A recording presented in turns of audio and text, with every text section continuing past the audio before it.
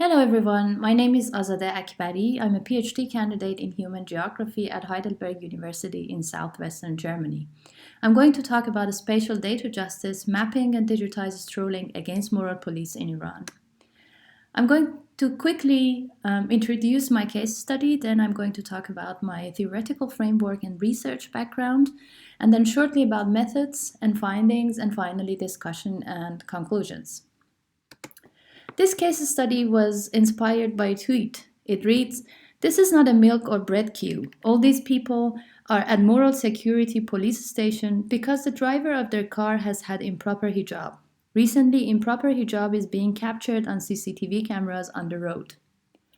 This might seem to be an ordinary case of data injustice. Data is being collected for one purpose and is being used for another purpose. But then I started to think, what if I take a step back? And then my research question was, can any claim to data justice be studied without addressing its intersection with other forms of injustice? For answering that question, we should first look at the literature on data justice. Hicks and Rankin divide approaches to data justice to three categories of instrumental data justice, to ensure fair use of data, procedural data justice, to ensure fair handling of data, and distributive rights-based justice, to ensure rights of privacy, access, ownership, and representation. The authors then define structural data justice because they think these approaches do not encompass the social structures which at least partly determine data uses, processes, distributions, and rights. So they define structural data justice as the degree to which society contains and supports the data-related institutions, relations, and knowledge systems necessary for realization of the values comprised in a good life. Although they immediately recognize the importance of defining what a good life means, the discussion around it stops at the recognition of the problem. Similarly, Taylor's ecosystemic approach to data justice develops a model by asking what are good governance principles for the use of big data in a democratic context and who should be responsible for determining them. It's interesting that both these approaches put their questions in a political context, but they are not actually attending to it. So in my case study, I'm trying to elaborate on the political aspects of data justice by situating my case study in the context of critical data studies, and by shedding light on political struggles and social processes that precede artifacts, revealing the political and social interests embedded in technology. For doing so, I'm using the theory of abnormal justice by Nancy Fraser. The theory of abnormal justice argues that the what, the who, and the how of justice remain disputed in our time. Consequently, there is no shared understanding of what justice claimants can look like. Are they individuals or groups, fellow citizens or all human beings?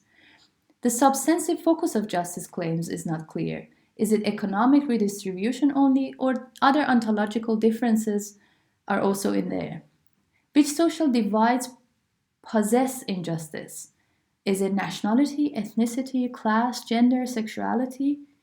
And then the agencies and scales of arbitration and redress are not clear. Is it the state or non-state actors, territorial or supra-territorial bodies? In order to achieve justice under such circumstances, Fraser defines the normative principle of parity of participation. According to this principle, justice requires social arrangements that permit all to participate as peers in social life. She then identifies three main obstacles of justice in an ordinary political way, as distribution, recognition, and representation. Interestingly, all these obstacles were also addressed in the data justice literature that we talked about. The outstanding difference is, however, Fraser's reflection on the milieus that make justice realizable, acknowledging the fact that, in order to apply the principle of participatory parity to first-order questions of distribution, recognition, and representation, one must be able to jump to the next level, where the frame itself is in dispute. Fraser introduces then a new level of meta-political injustice, comprehending injustices of misframing. Such injustices occur when a polity's boundaries are drawn in such a way as to wrongly deny some people the chance to participate at all in its authorized contests over justice. Using the theory of abnormal justice puts the question of data justice in a broader political framework, but I think Fraser's theory also hints at the intersectional nature of any kind of justice project. Therefore, I argue here, for example, for the concept of spatial data justice. What is spatial justice? Spatial justice is defined mainly by the work of Lefebvre, David Harvey, and Edward Soja. They talk about spatial justice in two ways, mainly. One is the unfreedom arguments, talking about the involuntary confinement of any group to a limited space, like segregation, ghettoization. And the other one is the unfair resources argument, the allocation of resources unequally over space. In this case study, I frame compulsory hijab as an issue of spatial injustice, which deprives women fully or partially from accessing public spaces, limiting their freedom of movement, affecting their feeling of security and well-being in public, and gravely restricting their participation in different aspects of social life. So, for example, here in the picture, you're seeing a sticker that should be visibly hung at the entrance of any space with public access. It reads, "Improperly veiled women cannot enter." You can see here that compulsory hijab is completely marked in every space and also marks every public space. To give you a very short history about compulsory hijab, to have some context about the issue, on 22nd June 1980, just a year after the victory of Iranian Revolution, women were banned to enter governmental and public service buildings without hijab. Women's demonstrations against compulsory hijab did not receive any support from their former comrades, and their voices got lost in the revolutionary haze of the days and the following 8-year war with Iraq. In all these years, street patrols of revolutionary committees played an important role in harassing women who were deemed not properly covered.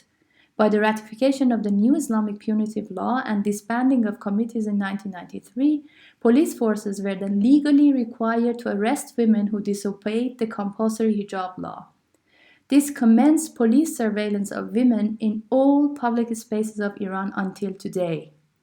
In addition to patrolling public spaces such as parks, streets, and public transportation, every university, hospital, government office, public service bureau, shopping mall, and similar is staffed to control women's clothing. In 2005, special police forces called guidance patrols were installed to observe compliance with compulsory hijab code. What happens to women when they are arrested? For example, in Tehran, arrested women are transferred to the Bureau Against Social Corruption, part of the police forces for social security. There, their photos are taken and their personal information is archived. Arrested women then should fill up forms about their psychological well-being and then wait for family members to bring them proper clothes. Before leaving the police station, they have to destroy their bad clothes with scissors, and if a woman resists at any stage of this process or repeats this crime, a legal case will be made and she would be sent to the courts of law.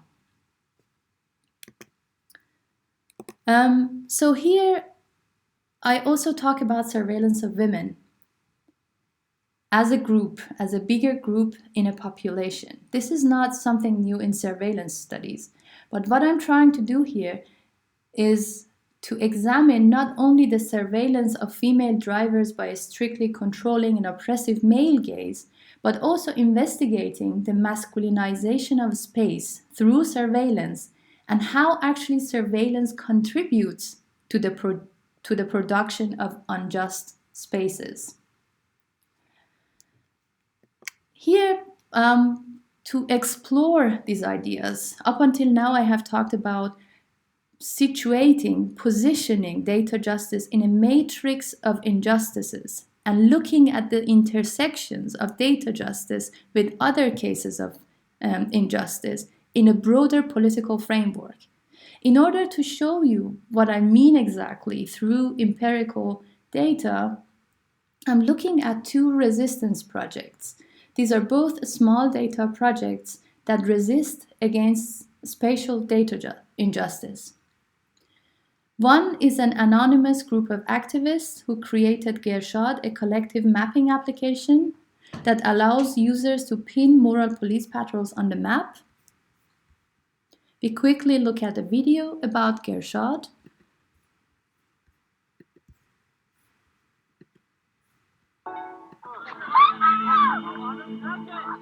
As extreme as that case is, dealing with the morality police is still a very demeaning and unpleasant experience for anyone, especially for young women who have to worry about how they dress when they exit their homes and have to constantly worry whether they're going to be encountered by the morality police. Growing up in Iran, we've gone through this experience, and we have friends that go through this experience. We saw technology as a very good opportunity to build a mobile app that can actually bring the power back to the citizens so that they can report the locations of these morality police and help others around them. We want to prevent this from happening to our mothers, our sisters, our friends. In 2014, there had been more than 3 million people stopped by Gashler Shah. Tens of thousands were summoned to court and had to go through an ordeal, taken to the police station. And these figures alone angered and motivated us because we believe one is too many. Our optimistic hope is that one day our application will no longer be necessary, and maybe that day we can use Gershad as a traffic reporting app in Iran. Another project that is happening at the same time is White Wednesday's campaign that encourages women to walk in public spaces without headscarves, film the walk and possible confrontations, and post it on the social media. These videos have caused heated national debates, and the number of anonymous participants is growing by day. The film, for example, the video you're seeing at the moment is in Kangavar, in a very small town in western Iran, a very traditional and conservative city. The White Wednesday's campaign act as returning the gaze of surveillance and its normalizing effect on women that have been systematically controlled, surveilled, and criminalized. In doing so, although they do not gather data as systematically as a mapping application such as Gershad, they protest the unjust collection of women's data by using the same tool as the authorities, their cameras. So here, I'm going to use thematic analysis as my method to show how these concepts reflect themselves in these campaigns, in these resistance campaigns. Thematic analysis, in short, is a method for identifying, analyzing, and reporting patterns or themes within data. Here I have used Nancy Fraser's theories to develop the main themes that I looked for in my data. As you can see here, the first pie chart is the thematic analysis of tweets by Gershad application.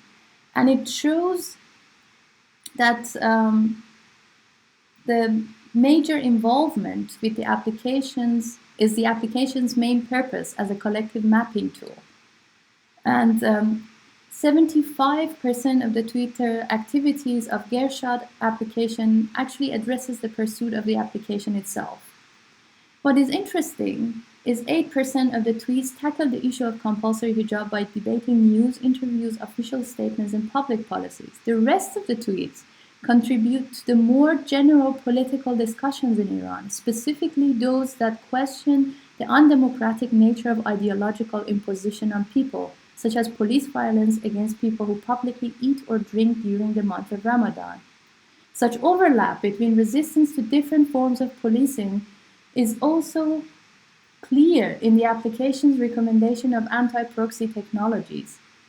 Since the application was filtered by Iranian authorities, the app developers regularly shared free anti-proxy applications for their users, but as of April 2019, the anti-proxy settings are integrated into the application's configurations. Although such technologies would enable users to benefit from the application, they also pave the way for users to circumvent the strict policing and control of the cyberspace.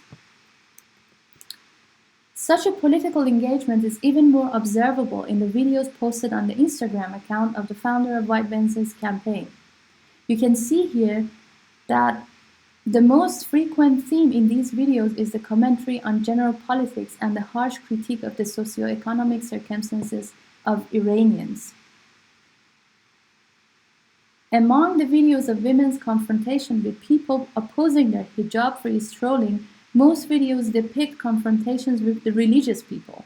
The videos demonstrate a larger ongoing debate at the public level about the religious justifications of ideological organization of space. Most of the videos in this category are hashtagged with "my camera, my weapon," accentuating the act of resistance by reciprocating the violence with returning the gaze. The interconnectedness between the identified themes could be better illustrated when we look at the cluster of the themes in the pie chart. Although hijab-related activism, including videos of women strolling without hijab, their confrontation, and so on and so forth, constitutes the larger body of Instagram posts, the specific coverage of other resistance movements, including workers' unions, teacher unions, religious minorities, and similarly, comprise a considerable percentage of all the Instagram posts. The interrelation between activism against compulsory hijab, political resistance, and spatial justice are clearly demonstrated in the way this small data project links these concepts together. So I have argued here that I want to put data justice in a broader political framework, and I want to look at the intersection of data justice with other forms of injustice. Basically, what I'm arguing for is the situatedness of data justice. Although such a matrix of injustice might seem less chaotic in a democratic political framework, especially in the countries of global north, a closer look would reveal hidden intersections. Furthermore, as data justice cannot be limited to a specific platform's data policies, it also cannot be contained in a country's approach to data and privacy rights. This paper argues that an intersectional political approach to data justice as an analytical tool could be employed in a variety of contexts. For example, research on informal settlements that analyze the right to the city for marginalized groups of citizens in conjunction with data-related issues could apply spatial data justice as an analytical tool. Such research could include surveillance of crime in slums, informal settlements mapping failures, collective mapping of neighborhoods, and many other research areas that specifically investigate space and data. Other broader examples could be drawn in different levels of analysis. There is, for example, a massive amount of research on the treatment of undesirable bodies, homosexual, queer, transgender, Muslim, veiled, poor, etc. in European immigration systems. The biometric and immigration data that is being collected on such bodies cannot be considered in a shared discourse of data justice, since in order for a body to be the subject of such gathering of data, one must first belong to an undesirable category. European passport holders, for example, that enter the UK do not even pass through such strict regimes of control. Here, doing justice to data justice means an intersectional approach, an approach that cannot be even contemplated without positioning the question in the wider political framework of European immigration policy and socio-historical dimensions of such policies. Again, here I have used a thematic analysis as my method.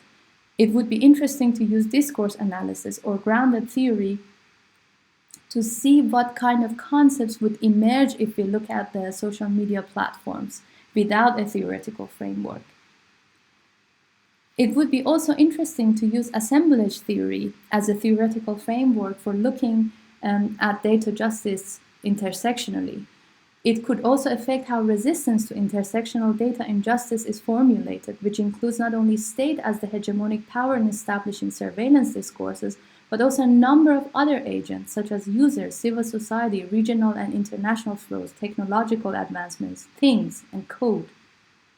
And finally, as I have argued for the situatedness of data justice, I would also argue for the situatedness of the researchers. Writing about the compulsory hijab in Iran, for me as a former journalist and feminist activist, was walking a fine line. The controversy caused by the meeting between Masih Alinejad, the founder of White Wednesday's campaign, and Secretary of State Mike Pompeo is a bitter reminder that losing the political perspective in alleviating one case of injustice can bring about other forms of injustice, if not more violence, war, and insecurity. I thank you very much for your attention, and I'm very, very much looking forward to your feedback.